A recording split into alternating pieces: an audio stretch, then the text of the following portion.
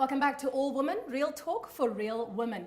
Well, our next guest is a professional jeweler. She's a gemologist and also the CEO of Janine Binneman Jewellery. But she's not only a businesswoman, she's a mother, she's also a wife, and I feel personally a down-to-earth kind of soul. Now, when life dealt her a couple of tough situations that eventually led to depression, but she learned how to pave her way forward, and we chat to her about her journey today. Hi, Janine. Welcome to the show. Thank you. Thanks for having me. Thank you for coming through. So I think let's start out with Janine, the CEO.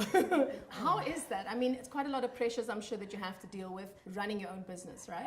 It's not. Look, it has its good days and its bad days. But having the joy of having your own business and being able to make what I love and hang out with really cool clients, that honestly is, I mean, it blows my hair back completely. It's like the highlight. It's a total high. Yeah. I mean, and have you found that that's actually part of, just taking a step back as to your journey itself, your personal journey? Because absolutely. You have been battling, well, you battled with depression, but you've actually learned to turn that around and kind of flip the coin. It's very easy to become so internal that you don't seem to leave your own head. You know, I've just constantly got lists in my head and this needs to be done and that needs to be done. And that quiet moment you go, I'm so overwhelmed, I'm never going to get to the end of my list. Whereas the minute you have somebody else that comes into your space and you open up the situation for them to start talking about how they're feeling, and especially when we make jewelry, often I try and bring in the family story, where do you come from, you know, what would you like to represent in this piece of jewelry? People open up. Yeah. And the minute you start talking, becomes this amazing, almost like therapy session. It's nice to have jewelry that has a story behind it or has some kind of sentimental attachment. Absolutely. My wedding ring was my grandmother's. I It was love left that. to me in her will when she died. And then, so when it was left to me, I thought, when she died many years ago, but I always had in my head, I will wear that as my wedding ring one day because it's such a thing to be left. But also think about it, if your hands, so when you wear rings, your hands are where all the actions happen. Yeah. So if you wear rings, surely all the energy from those actions are imbued in those rings. So when you take that ring and you pass it on and it becomes an heirloom, like your gran, you're carrying part of her with you. And that is translated into the actions that you take on a daily basis. Which is why when I do jewelry, I always want to know, what is the background? Why are you here? Because I can't just merely adorn you. It can't just be about looking pretty. I mean, look, we all try our best and we want to make something beautiful, but you want something more. You want something special, something deeper. Yes. And having something that's been passed down, imagine when you pass that down to your daughter. Yeah, if she loses it, I'll kill her. I'm kidding. All right. I'll be dead. By the time I pass it on, I'll be dead. But the point is, it is a special. Absolutely. So how did you get here, and how did you arrive from what you experienced through depression and anxiety to crafting jewelry for your clients?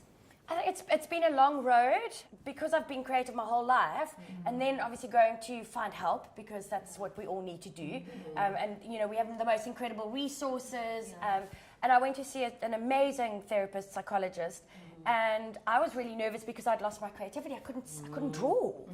And he said to me, one of the first things that goes when you've experienced any kind of trauma, and trauma was what triggered my anxiety, is that your creativity goes. It just disappears. Which is also, if you think about children and why they're so incredibly creative, is because they haven't experienced huge amounts of trauma. Every child sits and draws. You don't have a child that goes, oh no, I can't draw. We only learn that later in life. Yes. So for me, I realized that I needed to do something when my creativity went. And I went, right, and now if my creativity goes, there goes my livelihood. I now have kids, I need to work, there's school fees to be paid, and that's when I realized I needed to actually find help. Well, I think, Janine, that's why I was so excited for this interview, and thank you, Kia, so much for bringing Janine on, because it's something that so many women are struggling with, and there's almost a stigma attached to it. And there's still, I mean, I had a stillborn baby, and afterwards and it took a long time, the same thing. It took 6 months before I was until I finally, because like you said, it's the frog in warm water. But it's a gradual process, And I think I think a lot of it also was, I swore I would never take antidepressants. I'm not that type of person. I deal with my stuff. But why do you? We're brought up like that, I think. We're brought up to be strong women. We're brought up to endure. We're brought up to... So admitting to ourselves that we've got to feels like a failure. But that's a strength. And then admitting to other people feels like you've given in. And I think we as women need to tell our stories. I was so happy when Kia sent through the synopsis of your thing, and you said we need to tell our stories. We need to talk to each other. Yes. We need to talk to other women. We need to bring it our tribe, exactly. And we need to create a tribe of women where we're supportive of each other, because the way we get through this is by talking to each other. Exactly. And not like, oh, shame. I know. Let's put a plaster on it. It's not a sympathy. it's not. It's an empathy and understanding. And it's also sharing. If you have a load, share it, because then the load lessens. Yeah. I mean, if I think back before I went onto medication, I want to kick myself, because I feel like I lost 4 years of my life that was completely unnecessary. Yeah. I was a shell of myself. I was ungodly happy. I was miserable. Yeah.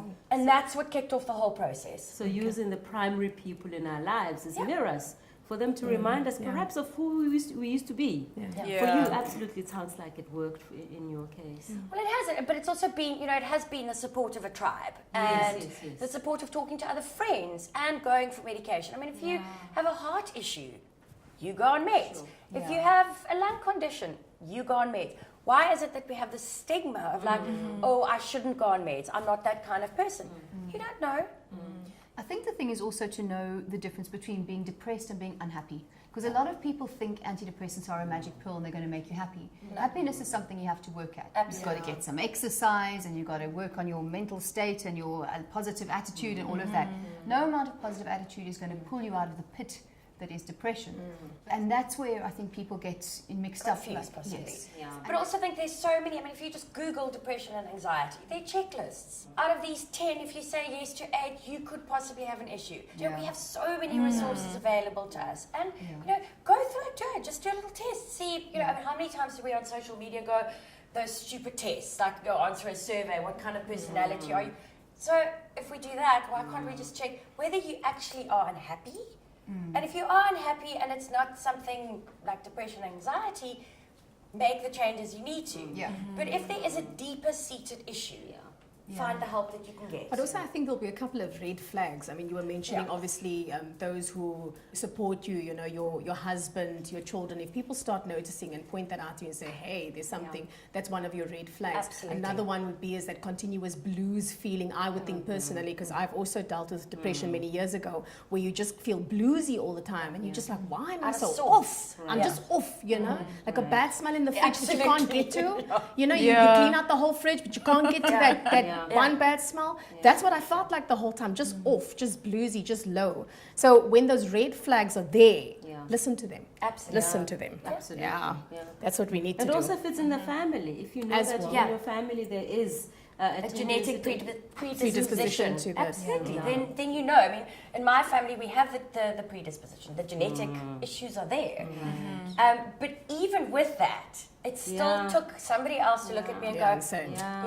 there's something that we need to deal with. A girl in the United States started this project called the Semicolon Project. And it's all, I mean, just to see, I've got a ring. It's basically, it's the semicolon, which is, and what it means is, what she highlighted was the fact that with a semicolon, if you use it as punctuation in a sentence, it doesn't mean that the sentence ends. It means you're going to take a pause and then carry on. So what she's done with the semicolon is, this is not the end of my story. This is just me taking a pause, having a moment to reflect, think about where I am and where I'm going. And it highlights mental issues like depression, anxiety, bipolarism, all the myriads of conditions. But it's all about the fact that we're so full on and we're so busy that, you could be having a really hectic day, and all I have to do is look down and go, okay. Good way of reminding yourself. Let me just remind myself and just take a moment. Take a moment, everyone, breathe. Pull yourself towards yourself and then carry on. I like that. And then I decided, instead of, because a lot of people have used it, it started out as people doing tattoos, and then I thought, well, for the people that don't want to do a tattoo, let's make a piece of jewelry. Yeah. And we had this amazing client. We did a whole range of the jewelry. We did a necklace, and I'll show you guys, which is very similar to this. It has a semicolon in the center, and then around the base it said, "My story isn't over yet." Oh, wow. And we did the ring first, and we posted that on social media, and we got a phone call from a client saying, "I'm in a hospital. I've just tried to kill myself, and this is the first time that I've seen something that resonates with me, and it's going to give me the kick up the butt, and I want it, I'm ordering it right now, and I'm going to get myself sorted out." Yeah.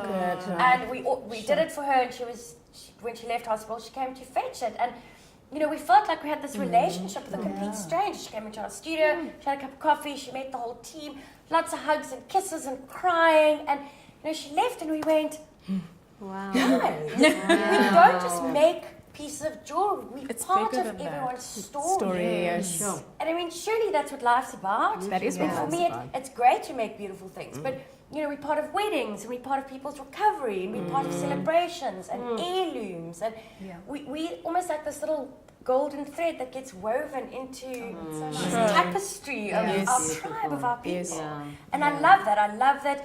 We've got clients that'll walk around with it around their neck, and they can have a really terrible time and just touch it and go, Yes. "Okay, I'm with it." Right, that's my little Yes. little signal or sign to Yes. myself Yeah. saying that I'm okay. Yeah. And also, it's fine to not be okay, It Yes. is, yeah. Yeah. because your story isn't over. Sure, sure.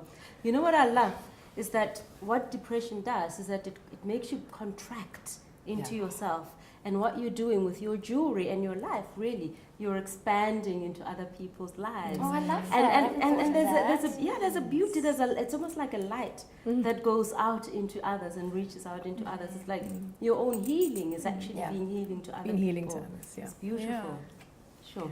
So shall we look at some of your Yes, jewelry, please? let's have a look. So this is the ring, and it's very simple, and obviously we can do it in different metals.